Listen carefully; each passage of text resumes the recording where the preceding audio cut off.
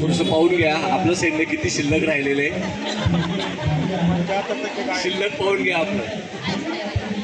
प्रथमतः पुन्हा एकदा महाराष्ट्राच्या वतीने आपण कृती समितीच्या स्थापनेनंतर हे पहिलं आंदोलन आहे आणि या पहिल्या आंदोलनापासून आपण जे ठरवलं कृती समितीने की जे काही निवेदन असेल त्यासाठी आपण जाणीवपूर्वक आपल्या गटप्रवर्तकांचे प्रतिनिधी चर्चेमध्ये आपल्यासोबत असतील.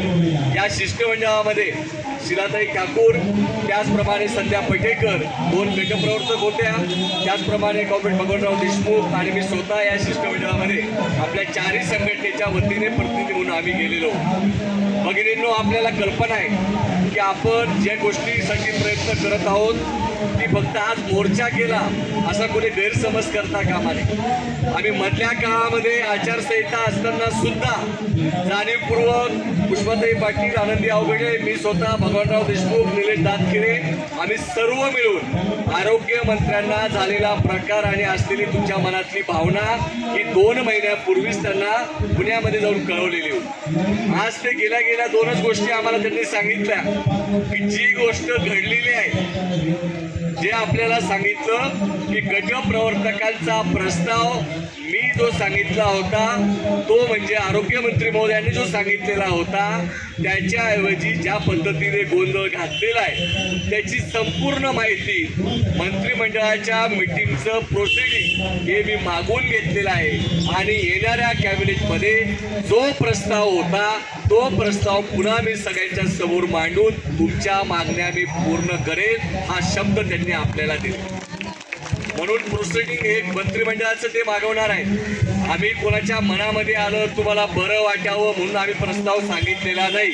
आणि या ठिकाणी सर्व काम करणारे लोक आयुष्यभर कामगार कष्टकऱ्यांच्या लढ्यामध्ये 30-40 वर्ष काम करत आहोत म्हणून कुणाची फसवणूक करण्याची भूमिका कधीही या लाल बावट्या हातामध्ये घेऊन काम करणाऱ्या संघटनेची असणार नाही. आणि मग तुमच्या मनामध्ये काहींच्या शंका आहेत. मला काही ताईंनी विचारलं 6200 अधिक 3800 रुपये असं काही होणार आहे का? मनामध्ये बिलकुल शंका आणता कामा नये. जो पहिला प्रस्ताव आहे 6200 आणि नंतर मुख्यमंत्र्यांनी फोन करून मस्कर साहेबांना सांगितले की 10,000चा प्रस्ताव तयार करा आणि तोच प्रस्ताव मंत्रिमंडळाच्या समोर चर्चा झालेली आहे. त्या संदर्भातली काही गोपनीय गोष्टी आहेत पण त्यांनी आज आम्हाला मोकळं सांगितलं की त्यावरती आम्ही चर्चा करून मंत्रिमंडळाच्या समोर मांडणार आहे.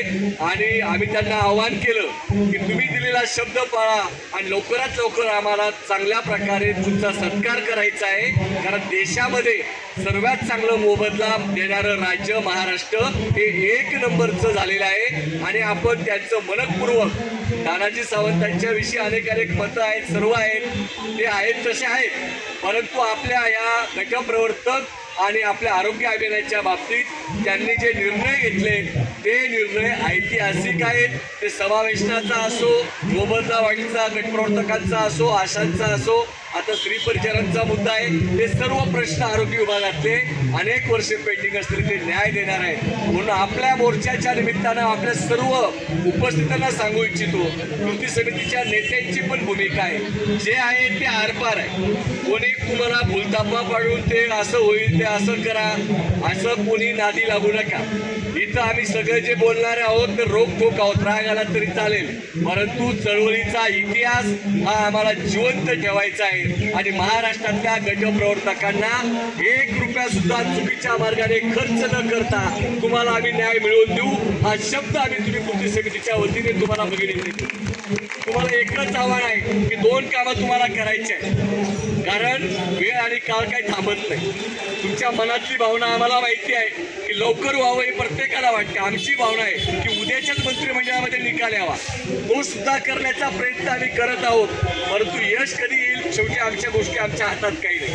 म्हणून आम्ही तुम्हालाही आवाहन करतो, आम्ही नेतेही सर्व तुमचं जे काम करायचं ते करू, पण आपला लोकप्रतिनिधी जे सत्तेमध्ये आहेत, जे शिवसेना एकनाथ शिंदे गटाचे आमदार असतील, भाजपचे आमदार असतील यांना पिछा पुरवायचं काम आपल्याला करावं लागेल.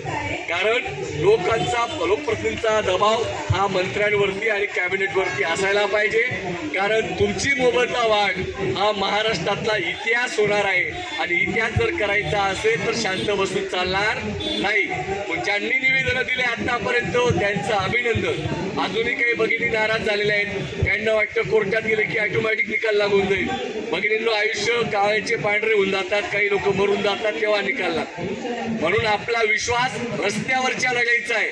आणि म्हणून मी विनंती करेन की अजूनही आपल्या हातामध्ये या अधिवेशन काळामध्ये पण आपण प्रयत्न करणार आहोत आणि त्यानंतर सुद्धा GRचा निघेपर्यंत, GR हातामध्ये मिळेपर्यंत आमची सर्व पदाधिकारी कृती समिती शांत बसणार नाही. आणि तुम्ही शांत बसू नका. तुमचा पाठपुरावा तुम्ही पण करा, आम्ही आमचं काम करू आणि येणाऱ्या लवकरात लवकर GR आपल्या हातामध्ये पडेल असंच आपण काम करूया. आरोग्यमंत्र्यांनी एक आपल्याला सल्ला दिलेला आहे की आता तुमचा प्रश्न महाराष्ट्रात नाही तर देशात पहिल्या क्रमांकाने सोडवायचा प्रयत्न करतोय. माझ्या आरोग्य विभागाच्या सर्व कर्मचाऱ्यांना आव्हान आहे की तुम्ही आझाद मैदानावरती न थांबता तुम्ही तुमचं कर्तव्य पार पाडा, मी माझं कर्तव्य पार पाडतो असा शब्द आरोग्यमंत्री तानाजी सावंत यांनी दिलेला आहे. त्याबद्दल मी त्यांचं मनपूर्वक स्वागत करतो आणि मी तुम्हाला सर्वांना आवाहन करतो की या आव्हानानुसार आपण त्यांच्या शब्दावरती विश्वास ठेवून काही दिवस काम करूया. शेवटचं आसरं काय करायचं तर इथं बसलेले सर्व अनुभव आहे. म्हणून काही दिवस आपल्याला पाठपुरावा करणं हेच शस्त्र घेऊन GR निघेपर्यंत पाठपुरावा करायचा आहे. त्यांनी शब्द दिलेला आहे की कॅबिनेटमध्ये मी हा प्रश्न मांडून आपल्याला न्याय मिळवून देईल. हा शब्द त्यांचा खरा व्हायचा असेल तर खालून सुद्धा दबाव दिसला पाहिजे. जे आमदार खासदार विरोध करतात त्यांना सुद्धा वाटलं पाहिजे की हे लोक खालून मागण्या करतायत.